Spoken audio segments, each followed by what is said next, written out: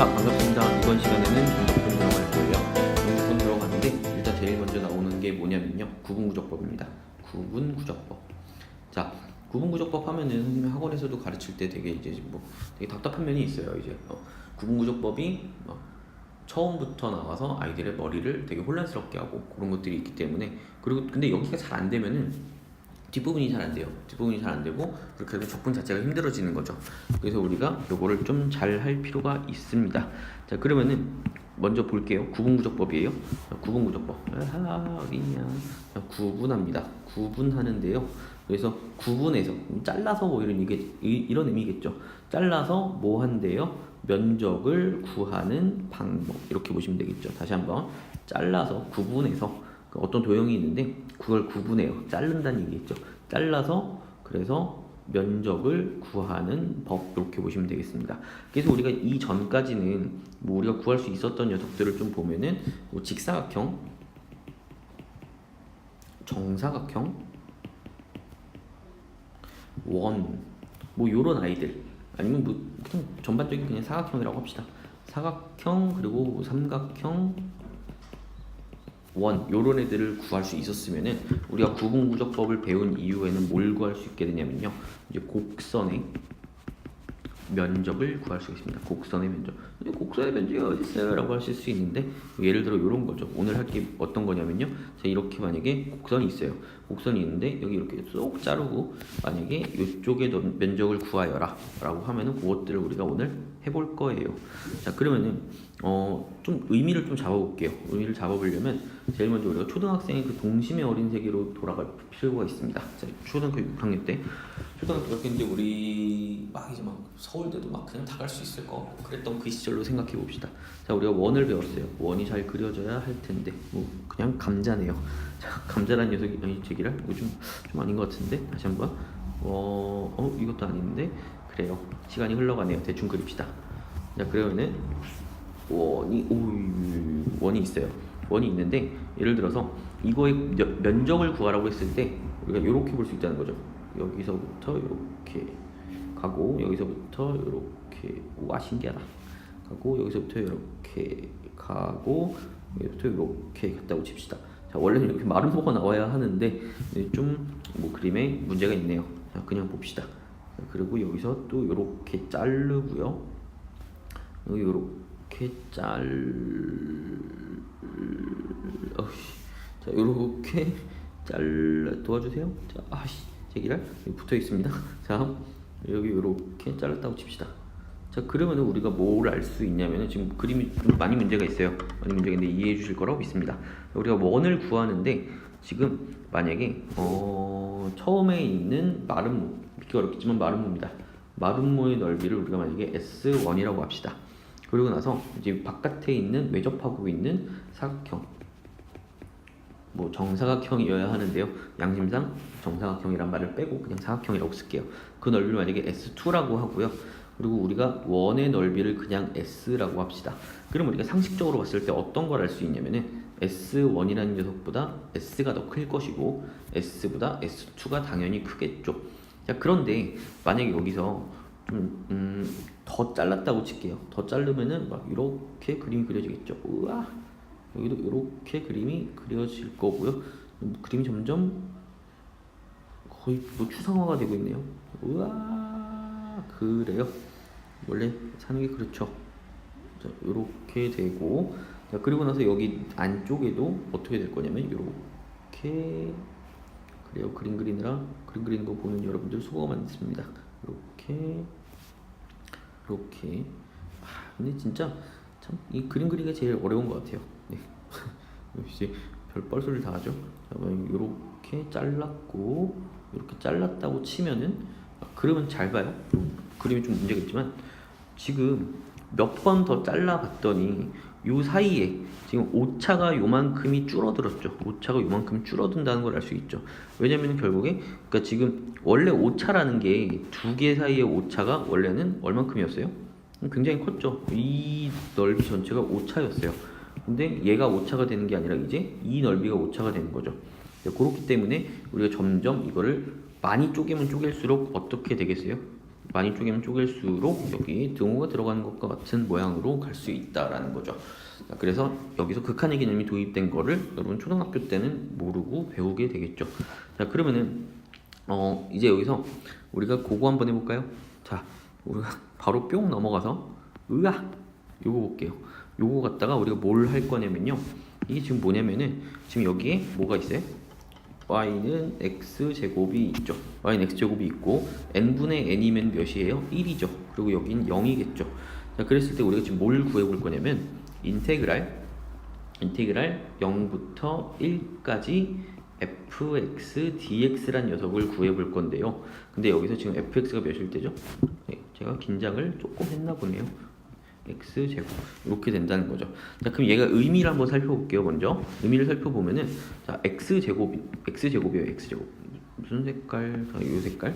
자, x제곱이라는 녀석과 이건 그냥 뭐 나중에 가면은 이게 가로라는 사실을 알게 되는데 그냥 x축과라는 의미로 받아들입시다. x축과 요 녀석이 이루는 넓이에요. 근데 그 x 값은 0부터 1까지 이렇게 되겠죠. 좀 더 보충 설명을 해보면은 이 의미입니다. 이렇게 y축, x축이 이렇게 있을 때 하고 올라가고, 지금 여기 1이 있어요. 그랬을 때 요 넓이를 말하는 거라고요. 요 넓이를 구하고 싶은 게 요 식이고요. 그래서 그 넓이를 구하는 거를 우리가 해볼 거예요. 그러면은 여기서 보면 알 수 있듯이 지금 뭐 갖다 구하고 있어요? 사각형으로 구하고 있죠. 사각형. 자, 여기 무슨 각형? 여기 지금 수많은 사각형들로 만들어내고 있습니다. 자, 근데 만약에 잘 생각해봐요. 만약에 여기서 사각형이 지금 요만큼 쪼개져 있지만 우리가 조금 그림으로 덧칠을 해보면은, 이렇게 한번 볼게요. 여기 너무 좁으니까 좀 더 쪼갰다고 칠게요. 좀 더 쪼갰다고 치면은 이렇게 갈 거고, 여기도 이렇게 가겠죠.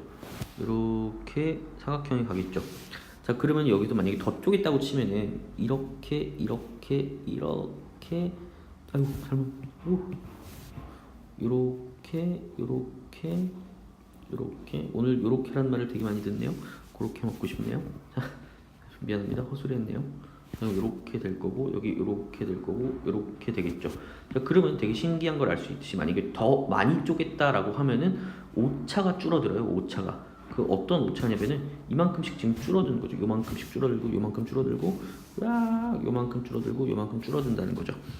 자, 그래서 우리가 많이 쪼개면 쪼갤수록 결국에 뭐에 가까워지겠어요? 곡선에 가까워진다라는 얘기죠. 그래서 각진 것 같다 곡선의 넓이를 구해낼 수 있는 게 바로 부무적법입니다. 자, 그러면은 이제 본격적으로 해볼게요. 이거 좀 지우고, 사라져라. 네, 신기하죠? 자, 문명의 혜택을 받고 있어요. 자, 그럼 일단 0부터 1까지 있죠. 0부터 1까지 있는데 지금 우리가 여기서 뭐 하고 싶은 거냐면은 0부터 1까지 해서 얘를 n 등분한 거예요. n 등분. 그러면 하나의 길이는 당연히 각각 뭐가 되겠어요? n분의 1이 되겠죠. 그랬을 때 얘는 n분의 1, n분의 2, n분의 3 이렇게 갈 거고, 뭐 중간엔 n분의 k 이런 녀석까지도 있을 수 있습니다. 자, 그러면은 이제 사각형의 넓이를 구해볼게요. 제가 편의상 여기를 1번, 2번, 3번, 4번은 하기 싫습니다. 그리고 5번, 6번이라고 얘기를 할게요. 자, 그러면은 1번 먼저 구해보면은 가로는 무조건 몇이에요? n분의 1이죠. 가로는 무조건 n분의 1이라는 사실을 확인할 수 있고, 자, 그러면은 첫 번째 거 구해보면은 가로는 n분의 1이고, 높이를 생각해 봅시다. 높이 생각해 보면은 지금 요 곡선이 x의 제곱이죠. x의 제곱인데 지금 x 값이 n분의 1이니까 그거에 대응하는 요 길이가 뭐가 됩니까? n분의 1의 제곱이 되겠죠. 자, 그럼 요걸 토대로 한번 써볼게요. 자, 그러면 n분의 1의 제곱, 자, n분의 1의 제곱 이렇게 되겠죠. 자, 그럼 두 번째 것도 한번 생각해 볼까요? 두 번째 것도 한번 생각해 보면 두 번째 것도 n분의 1 곱하기, 그리고 이번에는 뭐겠어요? n분의 2의 제곱이 되겠죠. n분의 2의 제곱 이렇게 될 거고, 세 번째 것까지 해봅시다. 세 번째 거 n분의 1 곱하기 n분의 3의 제곱이 될 거고, 쭉 나가서 다섯 번째 게 있다라고 치면은, 그럼 요 녀석 잘 봐요. 요 녀석은 요 좌표가 n분의 n-1이 되겠죠. 그게 그거에 해당하는 y 값이 곧 높이가 될 거예요. 자, 그러면은 한번 써볼게요. 그럼 얘는 가로는 그대로 뭐죠? n분의 1이죠. n분의 1 곱하기 n분의 n-1의 제곱이 될 것이고, 마지막 여섯 번째 거 보시면은 n분의 1이 당연히 있고 그 다음에 n분의 n의 제곱 이렇게 있다라고 보시면 되겠죠. 자, 그러면은 이것들이 이제 싹 다 더했다고 치자고요. 그럼 우리가 어떻게 나타낼 수 있어요? 무슨 마? 시그마.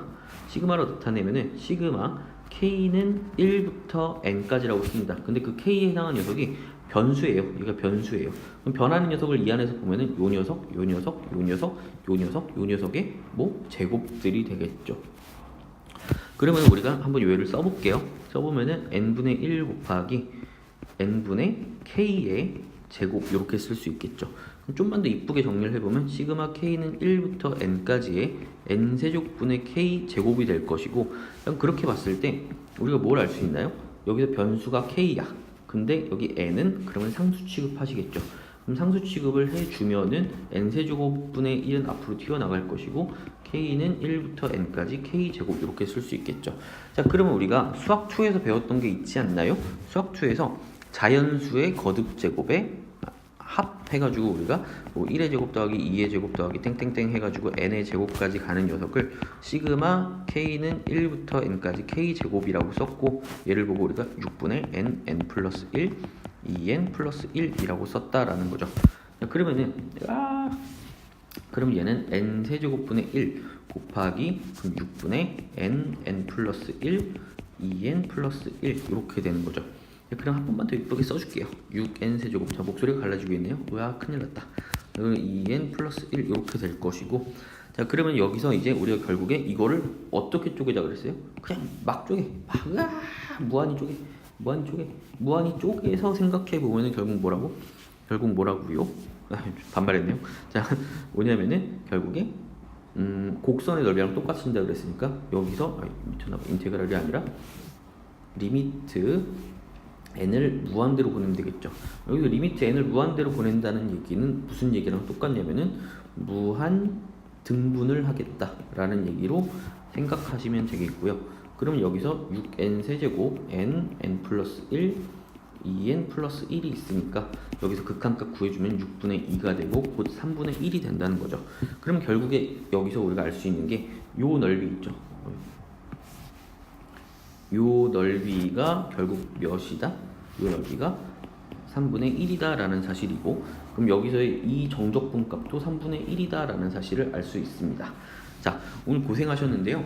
근데 요거 이어서 다른 도형들 갖다 적용하는 걸 해드릴 거예요. 다른 도형들 갖다가. 왜냐면 여기가 적용하기가 되게 좀 그래요. 네, B 처리할게요. 네, 그래요. 그래서 요거 일단 여러 번 반복해서 보시고, 그 다음에 이거 난이도별로 해가지고 올려드릴 테니까 이거를